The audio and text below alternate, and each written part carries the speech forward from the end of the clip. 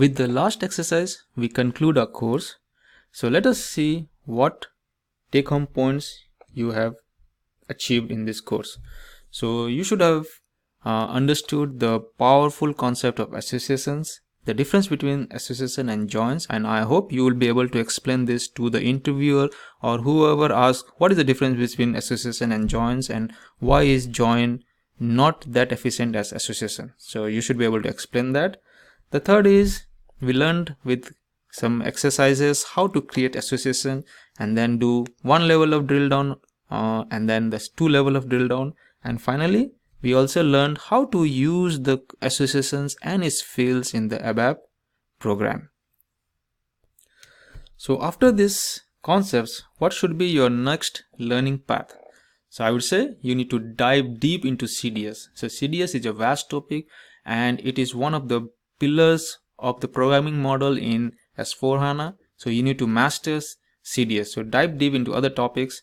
Then you should learn AMDP. You should also learn about the access controls and authorization in CDS.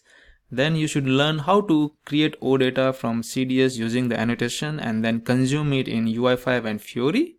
And then finally, you should have virtual data modeling knowledge for real S4HANA projects. That is the way forward. So you should try to learn these and put them in your learning kitty. Before you close the browser, I would like to stress one more time, please join our SAP learning community. It's very simple. You just need to save this number +1 646 727 9273 and from your WhatsApp just message us learn. Send us a WhatsApp message learn and you're set. So you will be part of our SAP learning community. And if you like our videos, do encourage us by subscribing to our YouTube channel. Please like our Facebook page, our Twitter page, our LinkedIn page and our Instagram page.